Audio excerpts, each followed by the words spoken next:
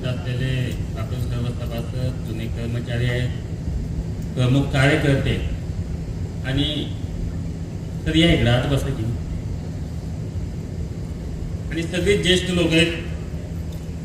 कायमचं बोलण्यात एक वाक्य असतं,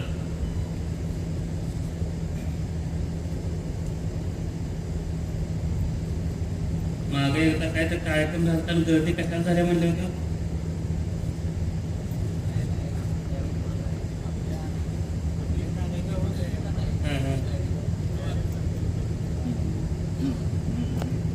आता ते वाक्य काही मी इथं घेत नाही, पण जर वयस्कर माणसं, ज्येष्ठ माणसं, सगळी दादांच्या बायांच्या बरोबरची माणसं जर इथे येऊन बसतात ते, तर ही गोष्ट किती सिरियस आहे.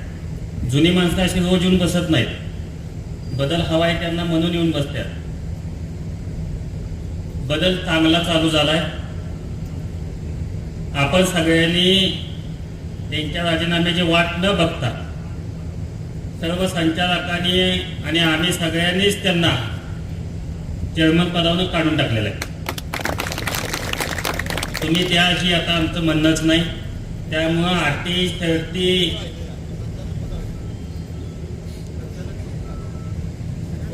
बदल काय झालाय त्याच्यापेक्षा मोठा सांगतो तुम्हाला.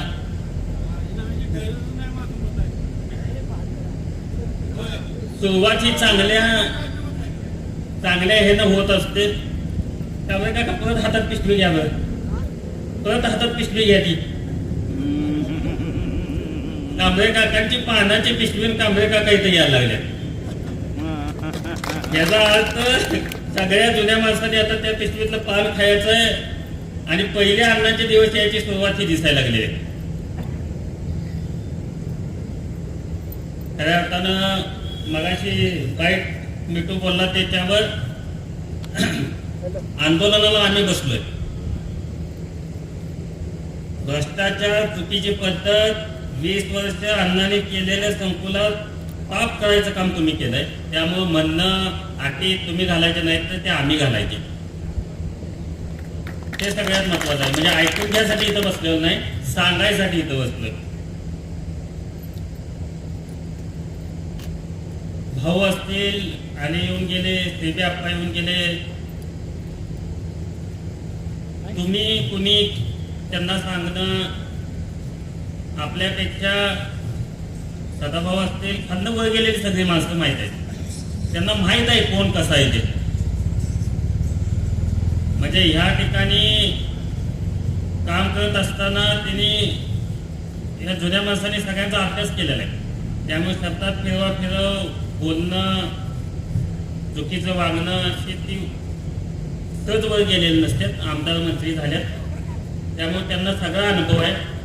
त्यामुळं ते काय जे आम्हाला सांगून जायचं ते गेले, बोलायचं ते बोलले. पण आता अटी शर्तीचा विषय संपलेला आहे. पहिल्याच जर 2 दिवसात पटदिसना मेवण्याचा राजीनामा तिथं टाकला असता आणि आमच्या ह्या ज्येष्ठ प्रमुख माणसांच्या बरोबर बसून काही गोष्टी चर्चा केल्या असत्या तर ह्या विषयाला सॉफ्ट कॉर्नर मिळाला असता. आणि संकुलात 1 नंबरची घाण गेली पहिली गोष्ट. आणि नंतर आपण सगळे एकत्र बसून संकुलाच्या प्रत्येक गोष्टीवर विचार विनिमय करायची वेळ होती. ती वेळ आता निघून गेलेली आहे. आणि ज्यांचा संकुलासाठी 1% वाटा नाही ते येऊन आम्हाला कोण सांगू पण शकत नाहीत आणि आम्ही कुणाचं ऐकत पण नाही.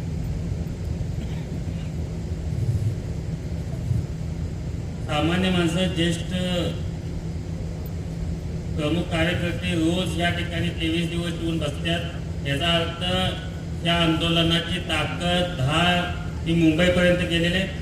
महाराष्ट्रातल्या सर्व सहकारी कारखान्यांना किंवा कारखानदारी सुद्धा ह्या आंदोलनाची चर्चा अतिशय ताकदीनं चालू आहे.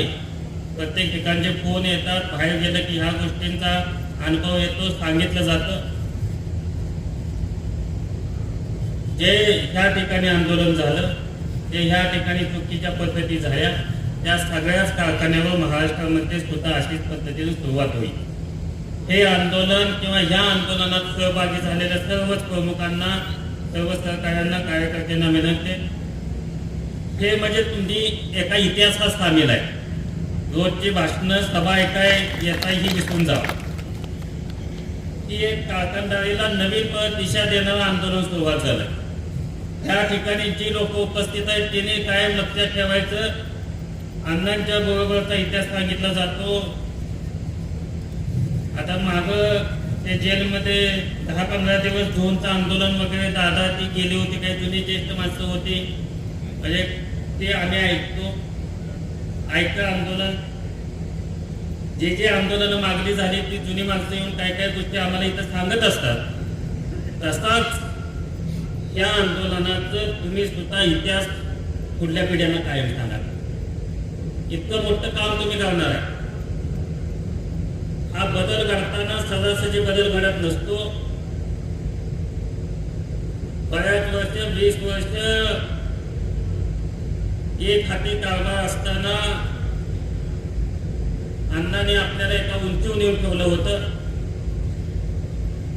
कारखानदारीत 1 नंबर नाव होतं, हुतात्मा संकुल म्हणून 1 नंबर नाव होतं, चळवळीमध्ये 1 नंबर नाव होतं, सामाजिक क्षेत्रामध्ये समाज कार्य करतोय म्हणून सुद्धा आपलं 1 नंबरला हुतात्मा संकुलन तुमचं सर्व कार्यकर्त्यांचं नाव होतं.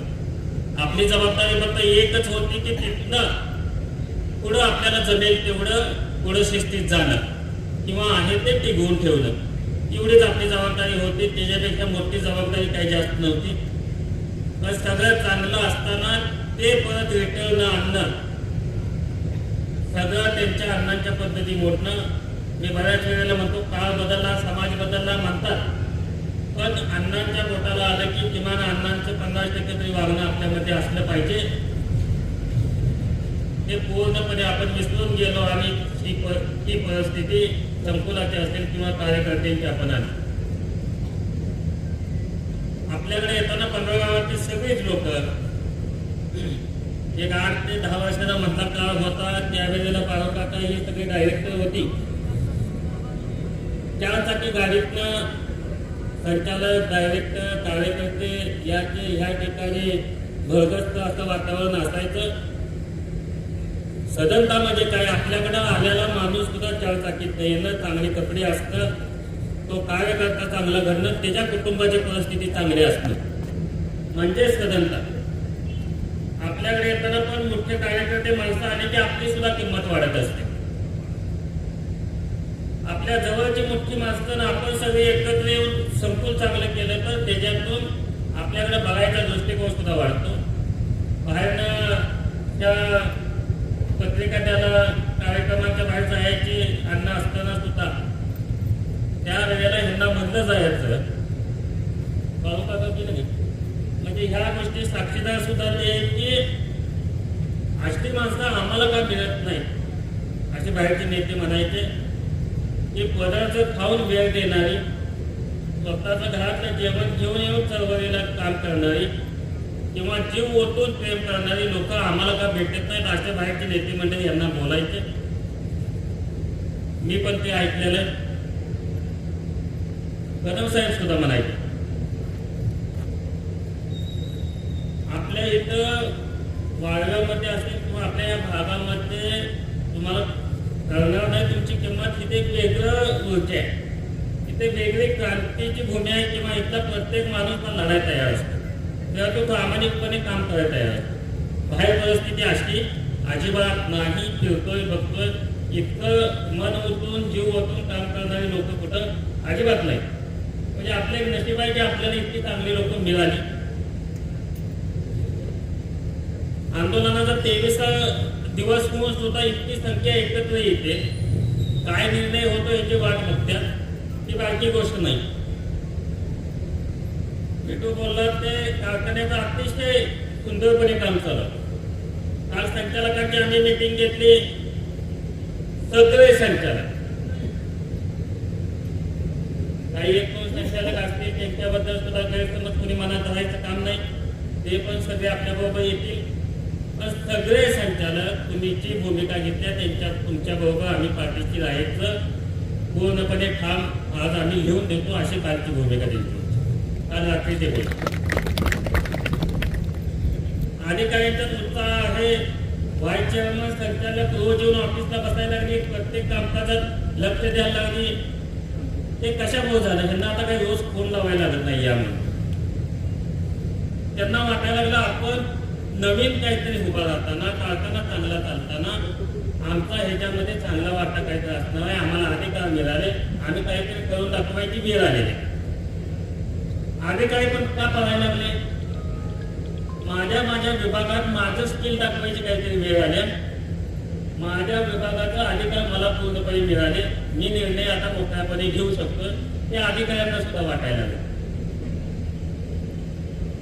त्या ठिकाणी जर परिस्थिती बघितली तर अतिशय चांगली, पण आंदोलनामुळे पुढं काय होईल, कसं होईल, त्या चर्चा कुठं होत्यात मला माहित नाही. पण निश्चितपणे ज्या ज्या ठिकाणी जातोय अतिशय चांगलंच होतंय. प्रत्येक जण म्हणतोय हे पहिल्यांदा करायला पाहिजे, तुम्ही उशीर केला.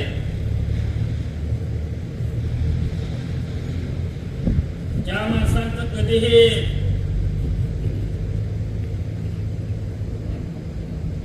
आमच्यावर प्रेम नव्हतं, ती लोक सुद्धा जवळ येऊन आता म्हणायला लागली ठीक आहे, चांगलं चालवा, चांगलं करा, बरं झालं निर्णय घेतला.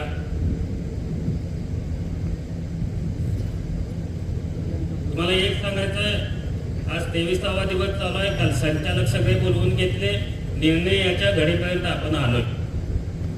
आपण आता वाट अजिबात बघत नाही. तुम्ही हे द्या, ते द्या, असं करा, आपण अजिबात सांगत नाही. आणि आम्हाला नकोच आहे, मुळात राजीनामाच नको आहे, बैठकीच नको आहे, तडजोडच नको आहे. आम्ही सगळेच अधिकार पूर्णपणे काढून घेतलेले. व्हाईस चेअरमनच्या सहीनं व्यवस्थित सगळं चाललंय. सगळे संचालक बॉडी या ठिकाणी येऊन काम करते. कारखान्याचं काम अतिशय सुरळीतपणे चाललेलं आहे. हुतात्मा संकुल मगाशी म्हणले तसे 20 वर्ष एक हाती तुम्ही सांभाळलं आणि अडचणीत नेलं. आता सगळे कार्यकर्ते असतील, सभासद असतील, हे 20 वर्ष हुतात्मा संकुल सांभाळतील आणि ते आहे त्याच्यापेक्षा चांगल्या पद्धतीनं अण्णांचे दिवस आणतील. ही सगळ्यांना आपली महत्वाची भूमिका असेल आणि ते तिथून पुढे आपण करायचं. पेपरला बातम्या येतात, मला काहीतरी बाईट द्यायला लागते आणि मला उत्तर काहीतरी द्यायला लागते, असं बोललं जातं. प्रमुख माणसांना, नेत्यांना फोन केले जातात.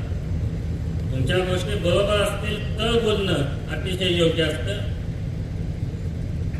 तेच इथं येऊन, मग अशी उमेश भाई बोलले, इथं येऊन काही मिठूजवळ आहेत, कागदपत्र आहेत, हे आहेत, सगळं पुरावा आहे, म्हणजे खोटं काही सुद्धा नाही त्यातलं. तिथे येऊन उत्तर दिली तर आम्हाला आनंद होईल.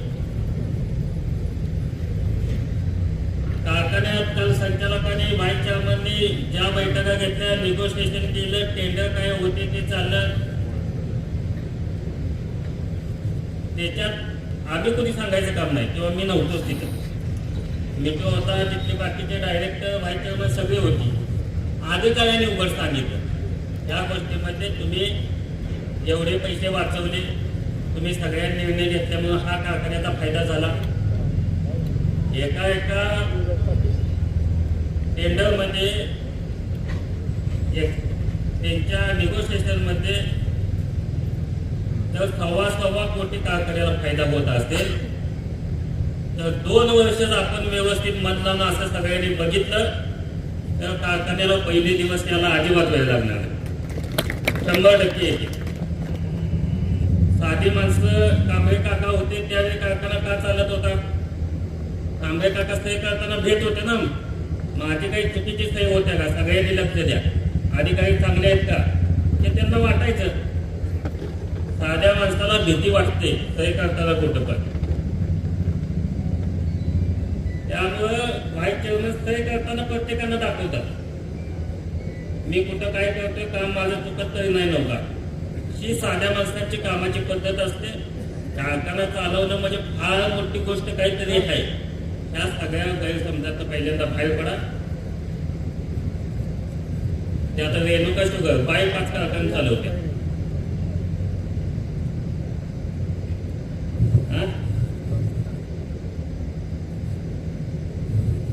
आपला कारखाना ठेवीत होता, ठेवीत तो कर्जात गेला आणि मी काहीच केलेलं नाही. ठीक आहे, ते आता तडजोडी बैठकी फार लांब विषय जायला लागल्यात. अधिकारी, संचालक आणि आम्ही सगळ्यांनी निर्णय घ्यायची सुरुवात झालेले. स्वतःहून जोपर्यंत आता कुठल्याही गोष्टी मागणी नाही बघा दादा, हे द्या ते द्या, अजिबात काही नाही. आपलं आपण